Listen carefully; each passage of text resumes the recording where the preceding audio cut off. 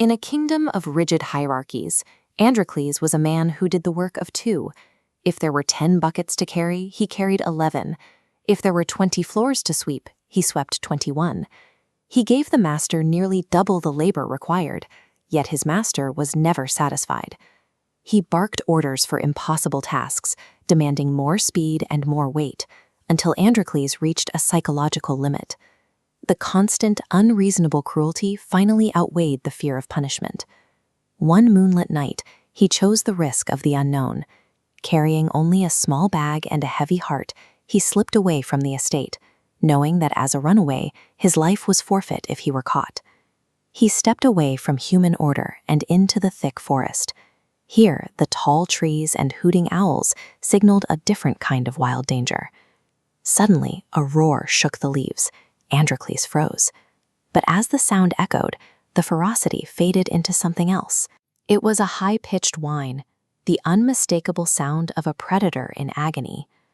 In the master's house, Androcles had no control over his fate.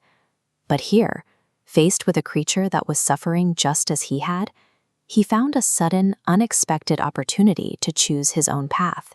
He followed the crying sounds deeper into the woods, until he found a clearing beneath a massive vine-covered tree. There sat a massive lion. It had a golden mane and sharp teeth, but it wasn't hunting. It was holding up one blood-stained paw, looking entirely miserable in the moonlight. Androcles realized that, in this moment, they were the same. Both were wounded, both were tired, and both were hiding in the dark. He saw that a shared injury could bridge the gap between a man and a beast. He stepped into the light, speaking in a low, steady voice. "Don't worry, my friend. I'm here to help." The lion didn't spring. It simply watched him, waiting for his next move. When you see that a monster is actually just a creature in pain, the fear that keeps you paralyzed begins to dissolve.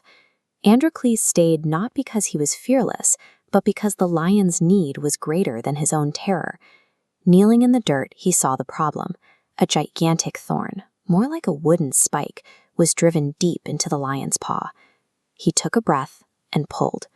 A mighty roar of relief echoed through the trees as the spike came free, and the tension left the lion's body instantly.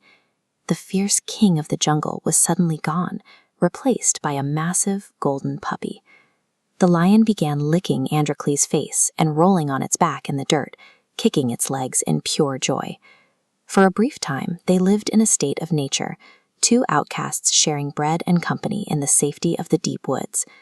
That peace ended when the king's soldiers burst through the brush. They recognized the runaway and, after a struggle, captured both the man and the lion, dragging them back to the city in chains. The soldiers saw a criminal and a beast.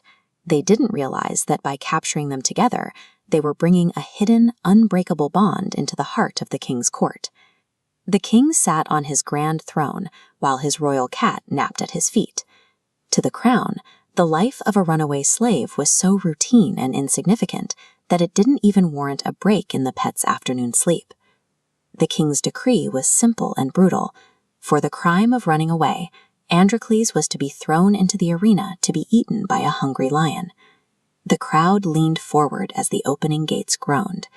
Out of the darkness came a starved, powerful predator, its eyes fixed on the man standing alone in the center of the sand. The lion charged, but then it stopped. Instead of baring its teeth, it began to wash Androcles' face with its tongue, just as it had in the forest. The stadium fell silent. Androcles stood tall and bowed respectfully toward the royal box. He was no longer a victim waiting for death. He was the narrator of a story the king couldn't understand. The king was stunned. After hearing the story of the thorn in the forest, he stood and issued a full pardon for both man and beast, moved by a level of kindness his court rarely saw. Androcles walked out of the city a free man. The lion returned to the trees. But the bond remained, and whenever Androcles visited the forest, his old friend would come running to greet him. Helping someone when they are at their lowest isn't just a moral choice.